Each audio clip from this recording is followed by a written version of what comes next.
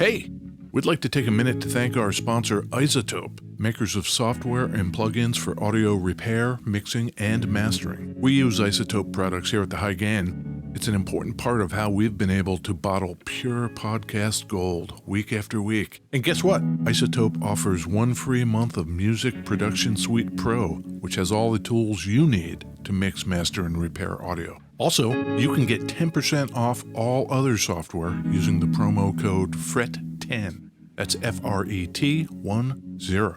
All of this is at iZotope.com, IZOTOPE.com.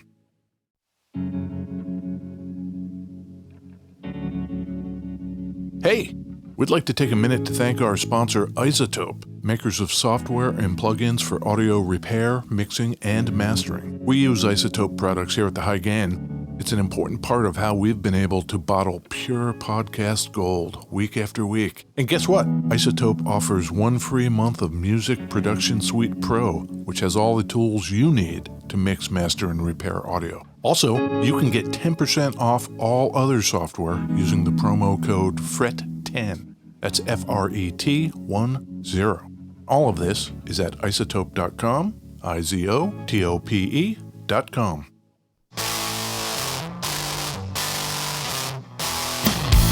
Oh, hey, everybody. It's me, Ed Peterson. Oh, hey, Ed, it's me, John Kiltica. What's going on, John? Oh, sitting here doing my thing. Yeah? Yeah. Where are we recording from? Beautiful. West Seattle, Washington. It's pretty nice. I think spring is coming. I think it is coming. It's light out at 7, 8 o'clock at night. I love it. I cannot tell you how much I love that. Yeah. We suffered through that winter for that. The things we do to live in Seattle. Yeah. What are we talking about today? We're going to talk about a new old guitar. New old guitars. Yeah. Love it. A non-trivial amount of time we spend talking about new versions of old guitars, right? In this case, this is a new version of an old guitar that was never built. We don't do that a ton. Of companies that do it, maybe Gibson has the most history of doing that. What else did they do that with? The Moderne was never actually released until much later, right? That is correct. And as Ed implies, yeah, we're talking about a Gibson today, the new Gibson Theodore. I got to tell you, we do this segment here at the High Gain Podcast. Yes. Called Buy or Deny. Yes. A lot of times I come in and I'm locked in. Are you locked in today? I thought I was locked in. Yeah. Just seeing pictures of this thing. I saw it at Thunder Road Guitars. ThunderRoadGuitars.com? Yeah, that's the place. Yeah. I saw it in person there, and I didn't pick it up because that is not my thing. Right. And then we sat down, and I'm like, I should just play this a little bit before we start recording. Yeah. This might be my thing, John. My opinion is already starting to change. I don't know how I feel about that. Well, we tell the whole story. Yep. We embellish liberally. Where we need to. That's right, strategic embellishment. Sure. Yes, but in this case, there are some pretty decent facts. Okay. Viewers are probably not going to notice that we had a minor paperwork snafu. We had to cut out and cut back in. There's reams of paper devoted to every episode. Thousands of words. That's right. I got to go down into the cubicle farm. Right. And I got to figure out which typing monkey to get the paper from. Exactly. The interns messed up again. Yeah. And delivered the wrong guitar notes. We're going to have a talk with the interns over here at the High Gain Pod. It doesn't help that our interns are actually spider monkeys. And John and Ed. Whatever. I saw a spider monkey video. Oh, yeah? The spider monkey runs away. Yeah. Goes around the corner. Comes back with a canister of whipped cream. Okay. Sets the canister down, takes the top off of it, and then hands it up to the person. Yep. And then the spider monkey puts his hands together like a bowl, and the dude sprays a whole bunch of whipped cream into his hands. And he sits there eating whipped cream. I got to ask you a question. Yes. One thing I've noticed recently is I go to our Instagram feed. Yeah. And there are no end of cute animal photos and videos in our feed. And I am wondering if that is your fault with these spider monkey searches. And because I open the feed and it's like guitar, guitar, guitar, and then like 6 videos in a row of goats jumping on balls and shit like that. What are you doing, John? I like looking at the animals. I think it's wholesome content. Yeah.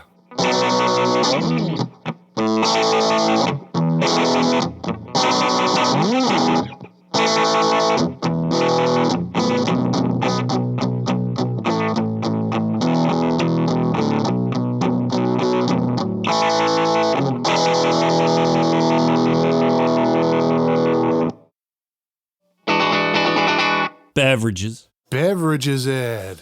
I got a black coffee in a crow mug. You love that crow mug. I do. I've got black coffee too. It's always here. In a cute kitty cat mug. Yeah. When I went to the company Christmas party this year, they had a white elephant gift giving thing. And I ended up getting a coffee mug with a whole bunch of cats in Christmas sweaters on it. Isn't that awesome? That is awesome. Yeah. There's been a white elephant mug that gets passed year over year at the Peterson Christmas party. It's an official Bureau of Alcohol, Tobacco, and Firearms coffee mug. Yeah. This year, Uh-huh. it went to friend's son's girlfriend. I'm worried about the safety of the mug. 18-year-old kid, girlfriend. That mug has made the loop at the Peterson Christmas party for probably 20 plus years. Well, you know, if something untoward happens in that relationship, you're Right. just going to have to tell the dude, it's going to be uncomfortable, I know, but you're going to have to make yourself a phone call. I'll do it. I'll make the call if I have to. Yeah.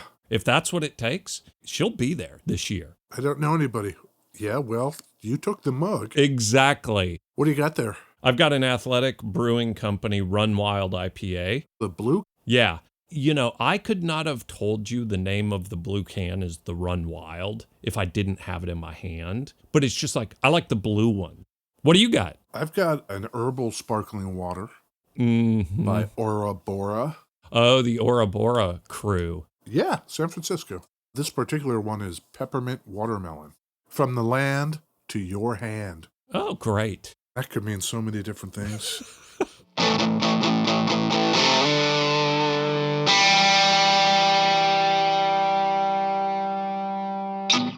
You know our man Ted McCarty. Sure. That's who the Gibson Theodore is named after. Ted McCarty was a president at Gibson during their heyday, the golden era. Yeah. A lot of the great design forwards we know about were Ted's work. Tell me about some of those design forwards. Well, you like the Flying V? I love it. That's Ted. Okay. ES335? A classic. Les Paul? Really? Yeah. Okay. You could tell that Ted was mad when he did the Explorer and the Flying V and all of those.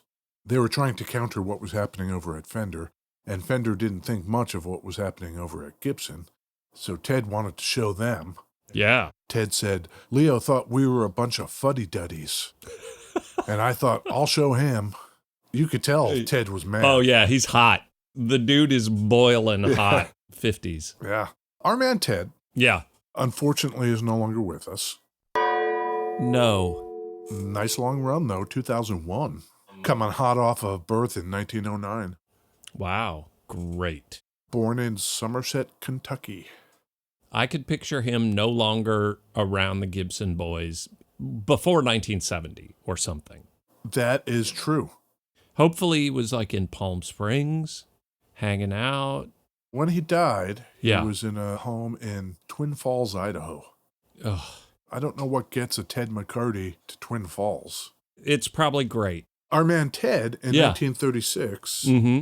graduates with an engineering degree from the University of Cincinnati. Okay. And he starts looking for work. And he finds it at the Okay. Wurlitzer Company. Sure. You know, the big old Wurlitzer organs? I do. At that point in this country's history, the largest music company in the country. Yeah, sure. Coming off the Depression, big organs. Sure. Yeah. He's there for a good long while until he decides he wants to leave. So he starts looking around about 1947, 1948. 10 years. He's there 10, 12 years, something like that. He's looking around Yeah. anywhere, not just music companies.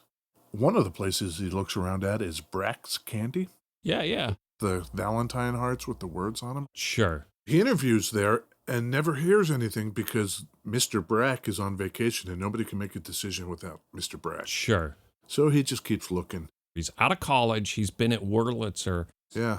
Was he like a VP at Wurlitzer? No, he was an engineer guy, but he had some experience. Sure. He's waiting to hear back from Mr. Brack, who he doesn't, so he starts pinging people in the music industry that he's met through Wurlitzer. Sure. One of them being Mr. Berlin over there at Gibson. Mm. Mr. Berlin says, well, I can bring you on as a manager. And Ted says, no thanks. In the interim, Mr. Berlin finds out, oh, wait, he's got a degree? Sure. Oh, well, you can be a VP. Ah, my man. Ted was like, okay. Never did hear back from Mr. Brack. Yeah, whatever. Get bent, Candy Boy. I'm thinking, what does the guitar world look like without an Explorer, without a Flying V, Without a Les Paul? It does not look like what we have today. No. And Ted didn't even play. He was doing the Leo game. I'll just ask a bunch of musicians what they want. Sure. Like the 335. Yeah, I love my big jazz box, but the problem is it's so goddamn big. Mm-hmm. Can it be thinner? Right. There you go. But can you imagine you take the brain of a Ted McCarty and you throw him in the candy game? Holy shit. What kind of amazing candy would we have today? Candy Yes. that you can eat, Yes. and while you're eating it, it's repairing your teeth. Repairing your teeth, helping you lose weight, and it tastes delicious. I don't think the Candy Boys ever got that kind of innovation. Pop Rocks. Pretty good. That's Ted level. Yeah, exactly. That's a guy who's thinking like space, science, mystery. Not enough to explode your teeth, just enough to let you know we're there. 1949. Yeah. Ted is now a VP at Gibson. Great. He's making stuff more efficient. He's starting to design things. He's upping sales. He's knocking it out of the ballpark. 1 year later, 1950, Ted is the president of the whole damn company. You can't take a big organization like that and turn it around overnight. You just can't because it's too big. Ted did it. And in the course of his time at Gibson, the numbers are weird, like increased sales 1,000%. Right. This guy was on fire. Love it. Meanwhile, he liked to sketch during meetings. Sure. He liked to make drawings of guitar shapes and things. Yep. He made one on March 18th, 1957, and he signed and dated it, and then it was lost forever. That's awesome.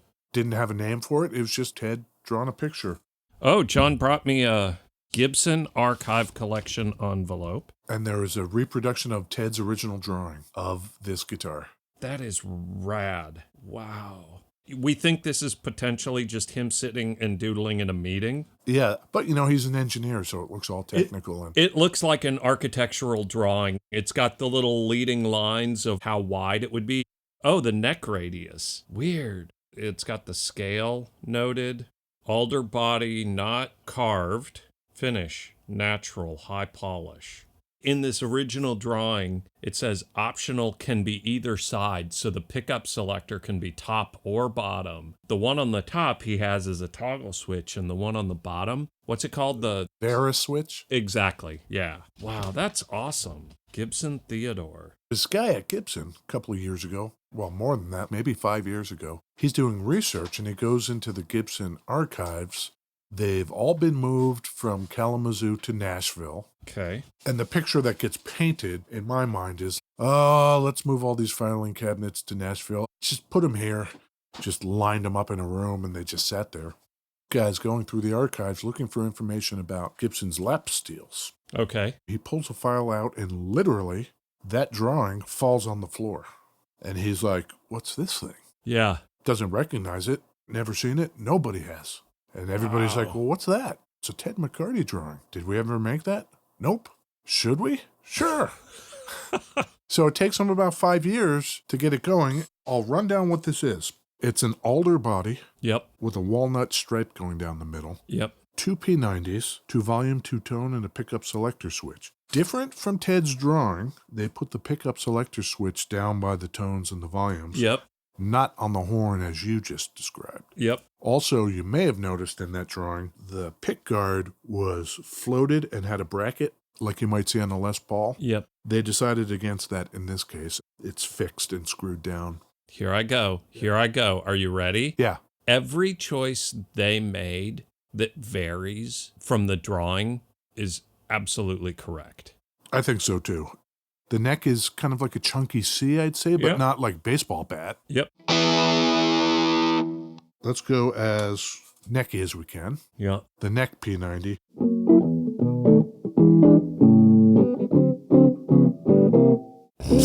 Thank you, John. I know how Ed loves that. Yeah.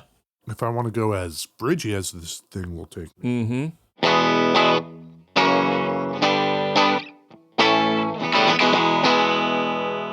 I love your little jazzy runs for the rhythm. I think you need some like 15th to 18th fret hammer-on-y run up at the high end for the treble side. Metally? Maybe is kind of what I'm thinking, you know? Perfect, John. That's a pretty heavy shredding. It's just right there. Yeah.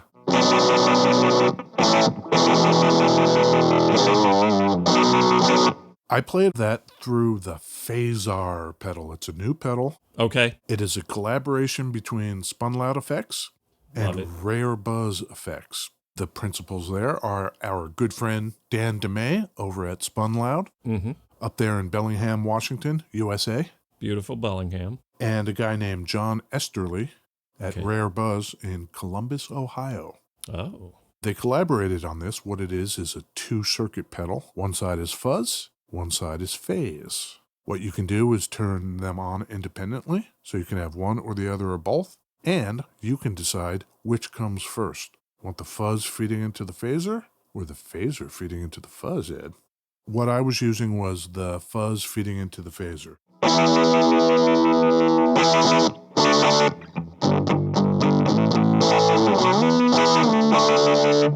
I think that's just more standard. Anyone that sets up a pedal board is going to go fuzz very early in the chain, right? Well, let's see what happens. Here's fuzz into phase. I'm just going to switch it.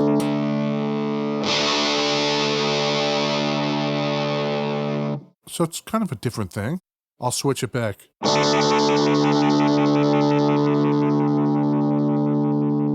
When you go phaser into fuzz, I feel like it mutes the phaser a little more. There you go. Throw that depth up. Yeah.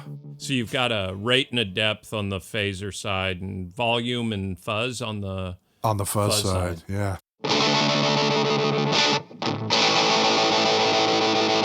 This is phaser into fuzz still. Yes.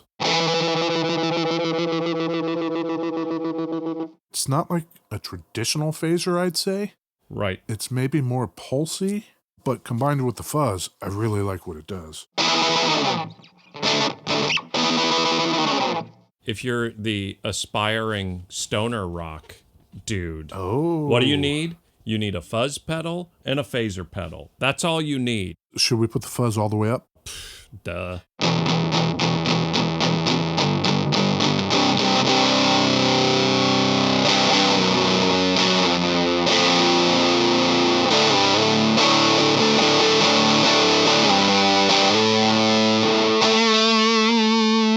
Yeah. Just the phaser?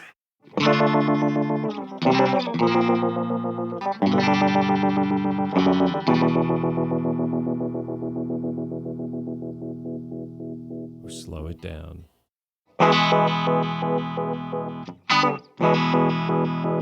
It's kind of nice. Yeah.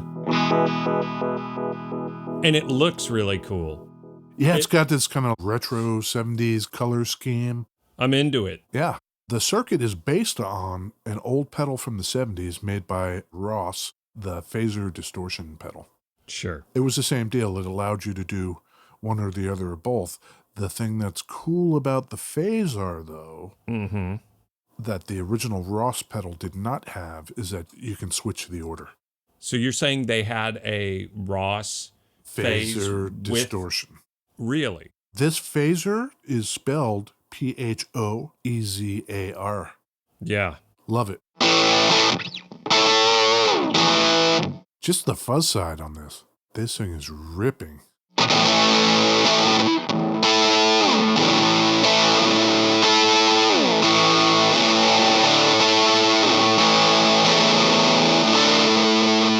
If you want to get one of these, go check them out at spunloud.com Yeah. or Rare Buzz Effects. Pick up a Phasar. Starting a stoner rock band, Yeah. you only need one pedal now. Can we talk about this guitar some more? Oh, yeah. So we've been playing this. We tried the pickups out. Yep. He made the sketch in 57 I mentioned. Yep. So look at the headstock on this. The drawing is definitely fatter than what became the Explorer style headstock, but pretty similar. When the Explorer came out, it had the V headstock at first. So when they wanted to change the headstock, Yeah. in Ted's mind, he probably was thinking, wait, didn't I do a drawing once? So the first design from the mind of Ted Yeah. to have the Explorer headstock was not the Explorer, it was this Theodore. Yeah. That's pretty great. He lifted it from here. From himself. Not only that, but you see these two horns here? Yep. They kind of curve outward, that tulip shape Yep. that we've seen on early Rickenbackers or some of the Tysko stuff. Yep. This predates both of those. Ted. From the mind of Ted before those other cats ended up doing it. This guy. Ted knows what's up. I wonder what is in that archive. Have they now gone back and just like, okay, we got to stop screwing around. Let's look at every scrap of paper in every filing cabinet. I wonder. I sit in meetings and write notes and do drawings, and I don't save all that stuff. Somebody was maybe following Ted around. Here's my notes from the meeting. It's great that that stuff is documented.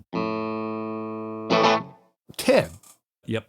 finally in 1966, Okay. he leaves Gibson on good terms. Everything's cool. Sure. To become the president of Bigsby. Is there a brand you can think of that doesn't make a model with a Bigsby on it? It does feel a step sideways and down, though, doesn't it? Did I mention he bought the company? Okay, well, president and owner, maybe that's a thing. And towards the end of his life, towards that 2001 mark we talked about, he was collaborating with Paul Reed Smith. Huh. Yeah, he liked what Paul Reed Smith was doing. Paul Reed Smith, of course, thought he was a legend. Sure. And so they became friends. And to this day, PRS makes a model called the McCarty. It's a single cutaway like a Les Paul, but more PRS-like. We've done one PRS in our entire time on this show. We'll have to dig a little deeper into that, I Maybe suppose. so. Yeah. You and I are probably both a little more dismissive of that brand than we should be. We shouldn't be dismissive of any guitar. Couple guys like us. Yep. So, 2022, the Gibson Theodore is introduced. This is a limited instrument, Ed. Okay. They only made 318 of them. What's up with that number? 318, Yeah. March 18th, These guys. the date of Ted's drawing. It seemed like a weird number. Okay. Yeah, comes in 3 colors, natural, ebony, and cherry. For my aesthetics, this black one's pretty damn cool. Yeah. And this thing is kind of a ripper. Let's put on the Chase Bliss Preamp Mark II. Yeah, okay.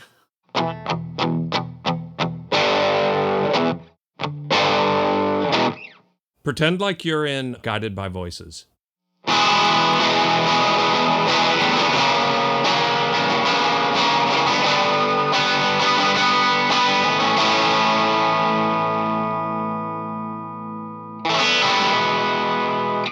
Exactly. You could just rip that little riff out for old Bobby Pollard. He'd be like, you're in. Yeah, no thanks. Ohio is lovely. I'm sure it's just fan-damn-tastic. I heard Ted McCarty went to school in Ohio. How about that? Boomeranging it on you.